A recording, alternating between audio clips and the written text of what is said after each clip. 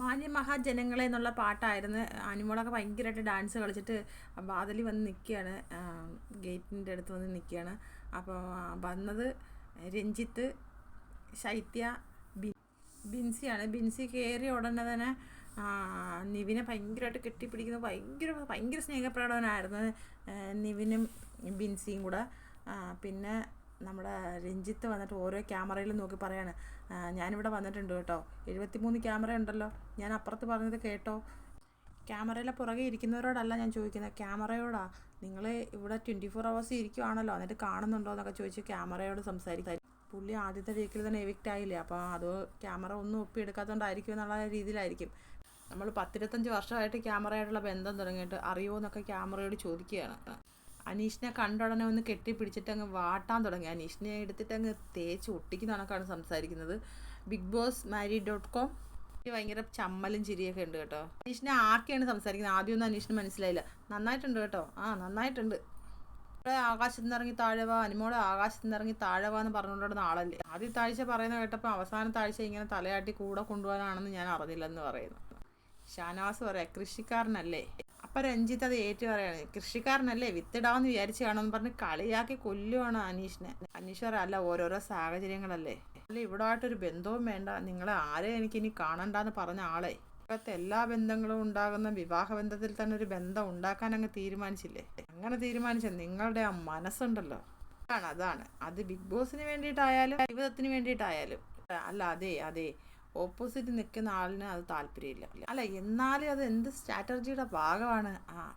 ആ രഞ്ജിത്ത് വിടാൻ ഭാഗമില്ല, ഒരു സ്ട്രാറ്റജി ഇല്ല. എന്ത് സ്ട്രാറ്റജി? രഞ്ജിത്ത് വയ്ക്കുക, അത്രയ്ക്ക് നിയന്ത്രണം വിട്ടുപോയാൽ 3 ദിവസം കഴിഞ്ഞാൽ അങ്ങ് പുറത്തിറങ്ങാമായിരുന്നല്ലോ. അനീഷ് പറയാം, നമ്മളിവിടെ ജീവിക്കുന്നത്. അനീഷ് ഇത്രയും നാണം കെട്ട ഒരു എപ്പിസോഡ് വേറെ കാണത്തില്ല. സത്യം അയാൾ അത്രയും നാണം കെടുത്തി അനീഷിനെ. ഇവിടെ തട്ടുകടയും കാണാൻ തുടങ്ങി, ഇവിടെ അങ്ങ് ജീവിക്കാനാണ്. ഇവിടെ എന്തായാലും നിൽക്കാൻ പറ്റത്തില്ല, ബിഗ് ബോസ് പറഞ്ഞു വിടും. ഇവിടെ തന്നെ കൂടാമെന്നാണ് വിചാരിക്കുന്നത് അനീഷ് പറയുന്നത്. രഞ്ജിത്ത് പറയാം, എന്തായാലും ഇതിനകത്ത് താമസിക്കുന്നില്ല, പുറത്തിറങ്ങി താമസിക്കേണ്ടി വരും. അത് നമ്മൾ കുറേ നാൾ ഇവിടെ നിൽക്കുമ്പോൾ നമ്മൾ ഇവിടുത്തുകാരനാകും. അങ്ങനെയാണ് അനീഷ് പറയണം. അപ്പോൾ 10-40 വർഷം അവിടെ നിന്നിട്ട് അവിടുത്തുകാരനായില്ലേ എന്ന് ചോദിക്കുന്നത്. ഇവിടെ 100 ദിവസം നിന്നപ്പോഴത്തേക്ക് ഇവിടുത്തുകാരനായി പോയെന്ന് രഞ്ജിത്ത് ചോദിക്കുന്നത്. ഇവിടെയുള്ള ആളുകളോട് കുറച്ച് കൂടുതൽ ഇഷ്ടം വന്നെന്ന് അനീഷ് പറയുന്നത്. ഇവിടെ നിന്ന് ഇറങ്ങിയാൽ യാതൊരുവിധ ബന്ധമില്ലെന്ന് ശക്തമായിട്ട് ആഹ്വാനം ചെയ്ത ആളാണ്. അതങ്ങനെ മാറി എന്ന് അനീഷ് പറയുന്നത്. അനീഷിനൊരു ചമ്മിയ ചിരിയാണ്. അങ്ങനെ മാറില്ലേ, രഞ്ജിത്ത് വിടാൻ ഉദ്ദേശമില്ല. മാറാനെന്ന് പറഞ്ഞിട്ടുണ്ടെങ്കിൽ ഇപ്പം ഷാനവാസ് ഒരു കാരണമാണെന്ന് അനീഷ് പറയാം. രഞ്ജിത്ത് ഷാനവാസിനോട്, ഷാനവാസാണ് ഈ പ്രശ്നം ഉണ്ടാക്കിയെന്നാണ് രഞ്ജിത്ത് പറയുന്നതെന്ന് പറയുന്നു. ഇവിടെ ഒരു വിവാഹ ജീവിതത്തിൽ എത്താനുള്ള കാരണം ഷാനവാസാണെന്നാണ് പറയുന്ന പുള്ളിക്കാരൻ. ഞാൻ ആ ഹൃദയത്തിലെ കല്ലൊക്കെ എടുത്ത് പൊട്ടിച്ച് കളഞ്ഞെന്ന് പറയുന്നു ഷാനവാസ്. അതിനുശേഷം ഫുള്ള് ലോല ഹൃദയമായെന്ന് പറയുന്നു ഷാനവാസ്. എന്തായാലും അനീഷ് നന്നായിരിക്കട്ടെ എന്ന് പറഞ്ഞ് കൈ കൊടുക്കുന്ന അനീഷിന്. ആള് ഷാനവാസിന് നേരെ തിരിഞ്ഞ്, എന്തുണ്ട് ഷാനവാസ്? എന്തായാലും 3 ഷാനവാസിനെ കാണാം. രാവിലെ ഒരു ഷാനവാസ്, ഉച്ചയ്ക്കൊരു ഷാനവാസ്, വൈകിട്ടൊരു ഷാനവാസ്. ഷാനവാസിന് എന്തായാലും അങ്ങനെ ഒരു മാറ്റം ഉണ്ടെന്ന് പറയുന്നത് എല്ലാവരോടും ചിരിക്കുന്നു. ആ മാറ്റം ഞങ്ങൾ കാണുന്നുണ്ടെന്ന് പറഞ്ഞിട്ട് ഷാനവാസിനൊന്ന് തട്ടുന്നു. കൊള്ളാം, എല്ലാവരും ഹാപ്പിയായിരിക്കുക എന്ന് പറയുന്നു. അപ്പോഴേക്കും ബിഗ് ബോസ് ശ്രദ്ധിക്കുക, ഈ ബിഗ് ബോസ് വീട്ടിലേക്ക് വീണ്ടും വന്ന രഞ്ജിത്തിനും ശൈത്യയ്ക്കും ബിൻസിക്കും സ്വാഗതം എന്ന് പറയുന്നു ബിഗ് ബോസ്. ആദ്യത്തെ ആഴ്ച ഒന്നും പറയാൻ പറ്റില്ല.